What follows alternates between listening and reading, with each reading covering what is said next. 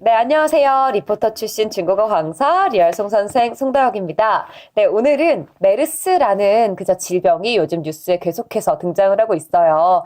네, 3년 만에 확진된 환자가 있다고 하죠. 자, 그래서 오늘은 메르스를 비롯해서 에볼라, 사스, 지카, 댕기열까지 각종 바이러스성 질병들의 이름을 중국어로는 어떻게 말하는지 공부해보는 시간을 가져보려고 합니다. 네, 우리가 뉴스에 나오는 그 말들, 특히 지금처럼 질병의 이름들은요, 그 의학적 명칭이기 때문에 조금 어렵고 만나볼 기회가 없잖아요. 자, 오늘 가볍게 한번 살펴보고 넘어가시면 참 좋을 것 같아요. 자, 일단은 첫 번째, 최근에, 요 며칠 계속해서 뉴스에 나오고 있는 메르스라는 단어부터 살펴보겠습니다. 자, 메르스는요, 중증 급성 호흡기 질환이에요. 자, 최근에 중동 지역에서, 많이 감염 환자가 발생했다라고 해서 중동 호흡기 증후군이라고 불리우는, 그 질병 있죠? 자, 이 중동 호흡기 증후군 그 자체를 중국어로 번역하면 그게 메르스라는 단어예요. 자, 일단은 중동은 중국어로 쫑동, 호흡기는 호시, 그리고 종합증을요, 증후군이라고 말하는데, 종허증이라고 이야기해요.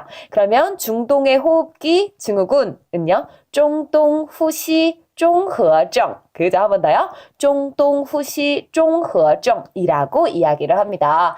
그냥 메르스 이게 아니라 뭔가 좀 풀어진, 그 이름. 중동호흡기 증후군이라고 말하는 게 특징이겠고요. 자, 두 번째는요, 신종플루예요. 역시, 몇 년 전까지만 해도요, 이 신종플루가 계속해서 뉴스에 많이 나왔던 것 같죠? 사람, 돼지, 조류 같은 각종 바이러스의 유전 물질들이 혼합되어 있는 새로운 형태의 바이러스고요. 멕시코랑 미국 등지에서 발생한 이후에 아시아 대륙까지 여러 나라로 확산된 특징이 있는 질병이죠. 자, 이 신종플루는요, A형이라는 단어를 써서요, 지아싱. 지아가 선생님, 갑을 관계할 때 그 갑 맞아요? 맞아요. A형을 갑이라고 얘기하고요. B형을 을이라고 이야기하거든요. 그래서 A싱 이렇게 얘기 안 하고 지아싱이라고 하는 거 기억하셔야 되겠어요. 지아싱 A형, 류간 하면 유행성 감기. 빙두 바이러스. 그래서 A형 유행성 바이러스 이렇게 말하네요. 甲型流感 빙두. 甲型流感 빙두. 그쵸. A형을 갑형이라고 말하는 게 특징이고요.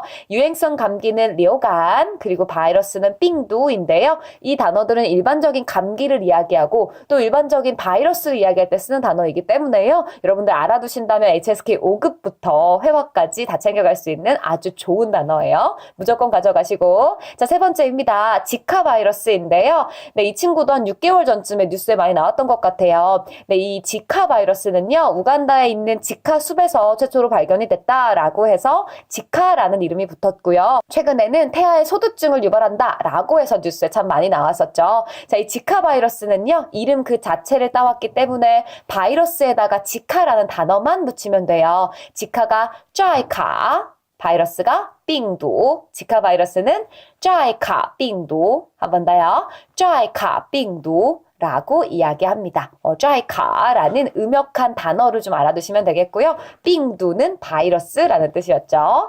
네, 네 번째로는 댕기열인데요. 이 댕기열은요, 이 댕기 바이러스가 사람에게 감염되어서 생기는 병이고요. 고열을 동반하는 급성 열성 질환이죠. 자, 모기가 무는 과정에서 전파가 된다고 해요. 자, 댕기열 역시 이름 그대로 번역하면 되는데요. 댕기가 떵거 고요. 열이 더울 열자를 써서 르라고 해요. 떵거热.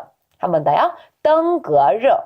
그러니까 뭔가 이런 바이러스의 이름들은 어쨌든 간에 그 이름 자체에서 오는 경우가 많아서 이름을 음역한 것 그대로 쓰는 게 일반적이고요. 뒤에다가 바이러스나 열 같은 단어만 붙이면 되네요. 그죠? 자, 떵거热고요. 다섯 번째로는 에볼라입니다. 자, 이 에볼라 역시도요. 지카와 마찬가지로 그 지역, 그 곳, 장소의 이름을 따서 그 명칭이 정해졌죠. 우리 콩고 민주공화국의 에볼라 강에서 발견이 됐다라고 해서 유래된 명칭이에요. 일반적으로는 야생동물의 체내에 기생하는데 체액을 통해서 감염된다고 하죠. 자, 에볼라 역시도 음역한 것 그대로 아이보라 하고 바이러스 붙여요. 빙두. 아이보라 빙두. 에볼라 발음 비슷해요. 아이보라 빙두. 그쵸. 이렇게 빙두 하나만 알면 앞에다 각종 이름들을 붙이기만 하면 되겠습니다. 자, 여섯 번째로는 조류독감이에요. 우리 조류독감은 잊을만 하면 한 번씩 나와서 지금 치킨을 그쵸 익혀 드세요 이런 것들 기사에서 많이 보는데요. 네, 조류독감은 이름 그대로 조류에서 그쵸 감염되고 전파되는 특징이 있죠.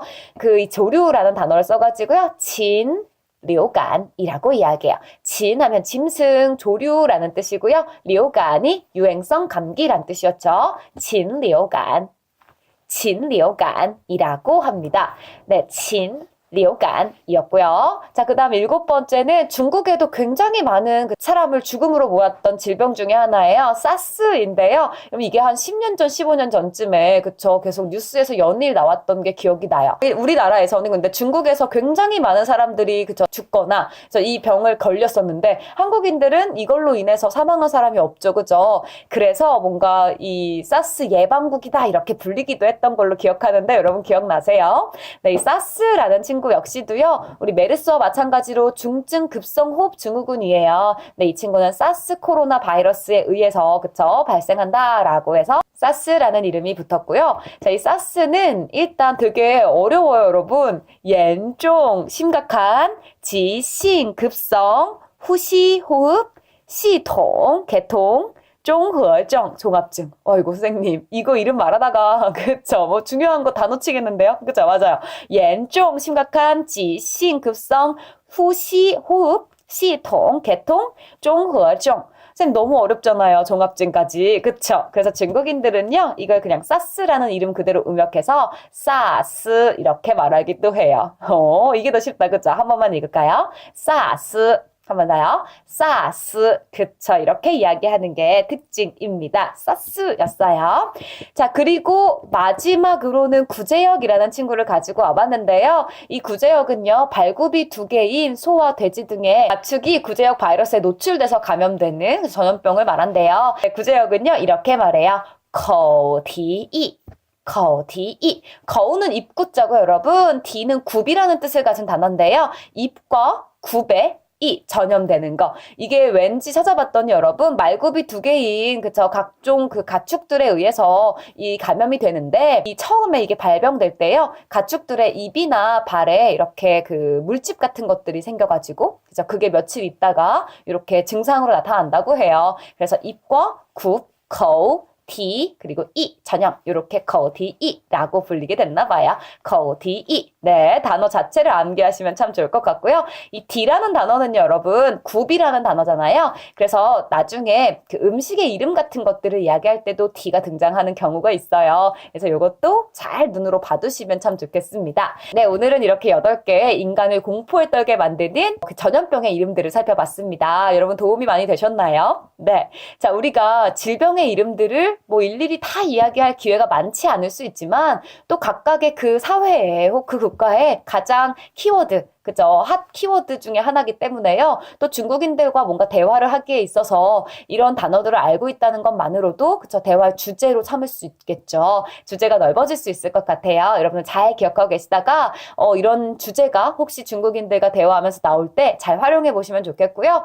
또 언제나 예방이 제일 우선이잖아요. 그래서 우리 인터넷으로 말하는 각종 예방책들 잘 지켜가면서 오늘도 건강하게 하루 보내시면 좋겠습니다. 여러분 너무너무 수고 많으셨고요. 우리는 다음에 더 재미있고 유쾌한 내용으로 함께 할게요. 大家辛苦了，再见。